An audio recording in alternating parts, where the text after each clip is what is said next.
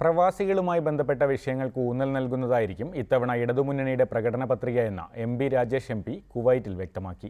Nursing റിക്രൂട്ട്മെന്റുമായി ബന്ധപ്പെട്ട Kuwait ആരോഗ്യ മന്ത്രാലയം പ്രതിനിധി സംഘത്തിന്റെ കേരള സന്ദർശനം മുടങ്ങിയതിനു പിന്നിൽ റിക്രൂട്ട്മെന്റ് ലോബിയുടെ കരങ്ങൾ പ്രവർത്തിച്ചതായി സംശയിക്കുന്നതിൽ തെറ്റില്ലെന്നും MP രാജേഷ് പറഞ്ഞു.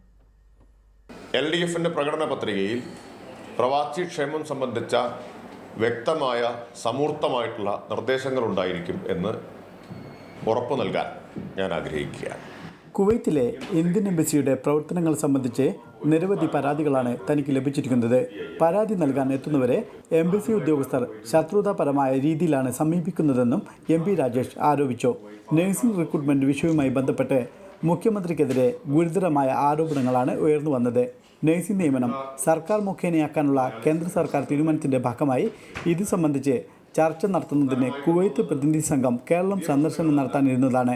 ഇവരുടെ സന്ദർശനം 2 തവണ മുടങ്ങിയതിനു പിന്നിൽ റിക്രൂട്ട്മെന്റ് ലോബിയുടെ കരങ്ങൾ പ്രവർത്തിച്ചതായി ന്യായമായും സംശയിക്കാവുന്നതാണ്.